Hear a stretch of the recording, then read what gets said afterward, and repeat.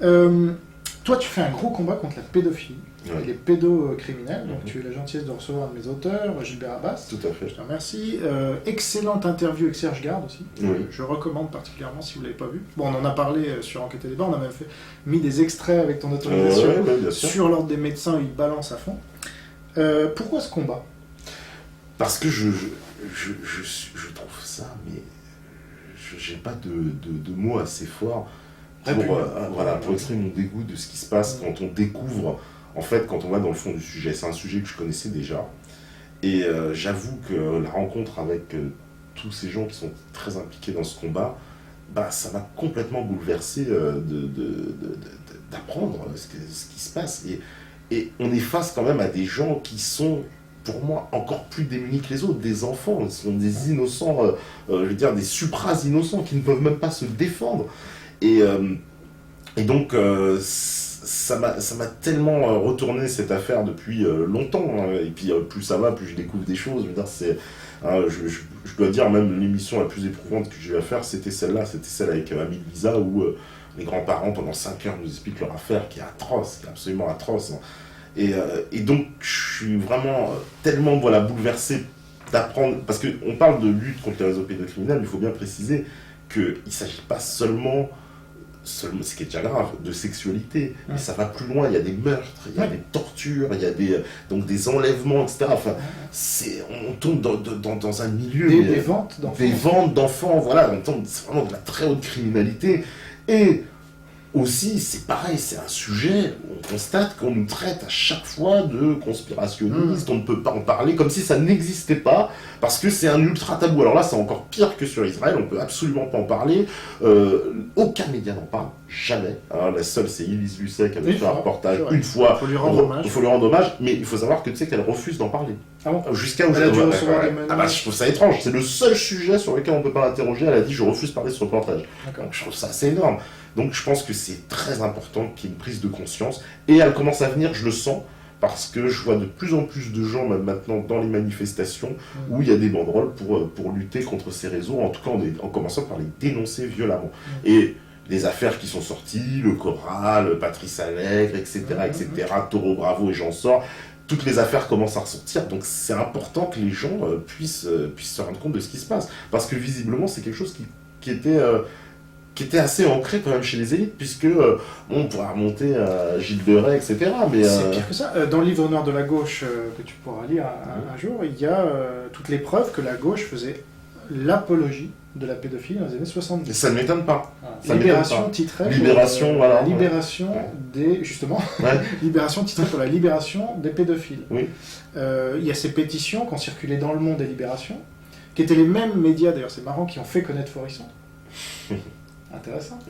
C'est-à-dire que la liberté d'expression, c'est très bien pour la gauche quand ça défend leurs valeurs. Oui. C'est-à-dire le négationnisme, à l'époque, ça a bien changé. Enfin si, le négationnisme aujourd'hui, c'est le négationnisme des goulags et des crimes du communisme, je trouve, mais bon, ça c'est personnel. Et la pédophilie, donc cette apologie, puis maintenant la théorie du genre, évidemment, c'est dans la même lignée, si tu veux. Bien sûr.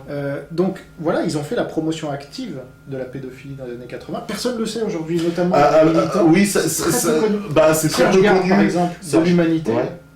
Et son journal a fait alliance avec ceux qui faisaient l'apologie de la pédophilie dans les années 70-80 avec l'Union de la gauche. L'Union de la gauche. Oui, mais c'était pas assez connu. Moi, ces textes-là, par exemple, cet appel, en plus, j'ai vu qu'il avait été contresigné à l'époque déjà par Jacques Lang, Kouchner, il y a pas mal de choses. Simone de Beauvoir. Voilà, Simone de Beauvoir, il y a pas mal de noms dessus, Bruckner. voilà, très intéressant. Pascal Bruckner, exactement. Ouais. Et donc, évidemment, moi, je pense que oui, la gauche s'est fait le grand défenseur de la pédophilie, parce qu'on est encore dans une logique d'éclatement des valeurs qui est complètement en cohérence avec ce qu'ils sont en train de faire là. Parce que là, pour moi, la théorie du genre, c'est ni plus ni moins que faire accepter la sexualisation des enfants, et donc, in fine, les enfants ne peuvent pas être étonnés si demain un adulte va lui toucher les fesses. Ça fait partie d'une espèce de normalité qu'on lui aura inculquée. Comme Bandit. Donc, comme Bandit, il me tripote, je me sens bien, etc. On en arrive là. Et donc, pour moi, ils n'ont pas lâché leur projet, ils l'ont ramené différemment dans la société. Et aujourd'hui, plus que jamais, justement, on est je pense que les enfants sont réellement en danger, oui. Donc finalement, est-ce qu'on n'en revient pas toujours à la gauche socialiste, quoi? Ah bah, moi, la gauche socialiste, j'en reviens, hein, c'est sûr. J'en reviens et j'y retournerai plus, je crois. Et, alors là, c'est un peu plus tabou encore sur la pédophilie, mais dans l'islam, tu n'es pas censé savoir que... la fameuse femme du prophète, avec Khadija, là... Alors, je vais te citer le hadith 114, ouais. Pour avoir ta réaction, puisque tu condamnes la pédophilie à raison, hein, selon moi. Il faut quand même voir ce que tu penses de ça. Donc, hadith 114, dans le Sahih de Muslim. Les spécialistes connaissent, hein, moi je... Aïcha a dit « J'avais 6 ans lorsque le prophète m'épousa, 9 ans lorsqu'il eut effectivement des relations conjugales avec moi. 9 ans. Puis elle relatait, ma mère, Rouman, vint me trouver tandis que j'étais sur une balançoire. Elles se mirent à me parler. J'avais à peine fini que l'envoyé d'Allah entra lorsqu'il était encore le matin. Alors on me remit entre ses mains. » Ça continue, etc. Mais enfin, c'est le passage, si tu veux, du hadith, et c'est relativement connu dans l'islam que... oui, qu'il a épousé. Alors, il l'a épousée à 6 ans et il l'a consommée à 9 ans. Ouais, voilà. Alors, ça, c'est quelque chose... Alors, je sais que c'est... Non, parce que ça fait un énorme débat, ce dont tu parles. À Meta TV ? Ah non, pas à Meta TV. Je sais, parmi beaucoup de musulmans... voilà, si on est contre la pédophilie... Voilà, et les musulmans... Alors, moi, je veux surtout pas rentrer dans un débat théologique ou d'exégète. Je connais... ce fait-là qui m'a été relaté. J'en ai parlé déjà avec des musulmans qui m'ont dit que c'était faux parce que les âges étaient trafiqués, etc. Donc je préfère pas rentrer dans ce débat parce que je sais que je connais pas, je suis pas un exégète du Coran. Moi non plus. Voilà. Et je pense que j'en sais pas assez sur cette affaire. Mais en tout cas, si tel est le cas, évidemment que de toute façon, oui, ce serait condamnable. Mais dans le monde arabo-musulman, on voit, notamment en Palestine, mais pas uniquement, on voit des dignitaires du Hamas... Avec des petites jeunes. Avec des toutes petites filles. Moi, je suis contre cette tradition, en tout cas. Déjà, là, je suis contre la polygamie. Bon, je pense que... mais c'est intrinsèque à l'islam aussi, on a le droit. C'est marqué, oui, c'est vrai. Jusqu'à 4 femmes, si on peut les traiter de manière égalitaire. C'est la seule condition. C'est la seule condition, il faut les traiter de manière égalitaire. Et c'est ça qu'il faudrait peut-être voir, si on était vraiment en France, on aurait des dignitaires, enfin une élite, qui dirait aux musulmans, bon maintenant, ok, très bien, vos coutumes, on respecte, mais on est en France. Donc, la polygamie, la pédophilie éventuellement, enfin tout ça, vous clarifiez pour qu'il n'y ait plus le moindre doute et que vous deveniez français. Moi, je pense que l'immense majorité des musulmans français raison de plus. Ne souscrivent ni à la polygamie ni à la pédophilie. Qu'est-ce qui retient nos élites de leur faire cet équivalent du Sanhédrin dont on parlait au tout début ? C'est que peut-être que justement c'est la République, puisque la République ne reconnaît aucune religion. Peut-être bien que ça, tu sais, peut-être que ça donne raison finalement à ces cathos royalistes monarchistes qui disent la France doit revenir chrétienne et puis ensuite passer des accords avec l'islam. Je sais pas, c'est peut-être la solution parce que, en tout cas, cette République laïque telle qu'elle fonctionne actuellement ne pourra jamais régler aucun problème religieux. Je ne crois absolument pas. Elle est impuissante. Elle est impuissante. La seule chose qu'elle pourra faire, c'est ce qu'elle fait en ce moment, d'essayer de contrôler les religions. Alors elle essaie de contrôler l'islam en nous mettant des chalgoumis, l'OUIF, je sais pas quoi, etc., de créer des organisations, mais ça fonctionne pas parce que les musulmans n'en veulent pas.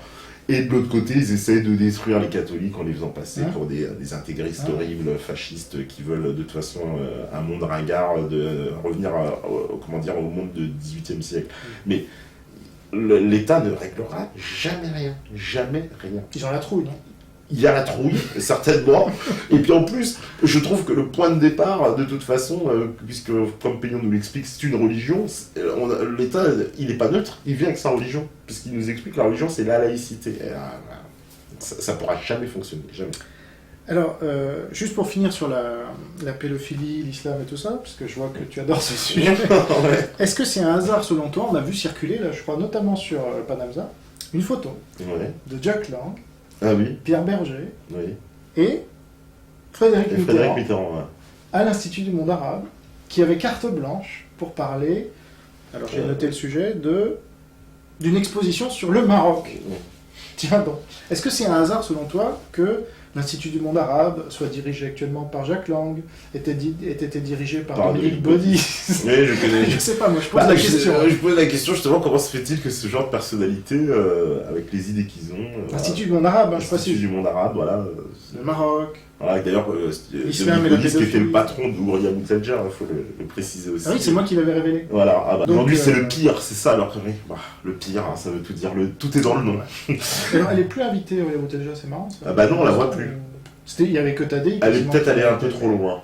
Ah non, on la voyait un petit peu. Allez, Après, il y avait bah, j'entends ses discours parce qu'elle a quand même des vidéos sur internet. Ouais. Elle a pas bougé d'Iota, c'est encore Non, bah, elle pire. bougera jamais. Ah bah non, mais c'est encore Et elle pire. fait l'apologie de Cheikh Yassine.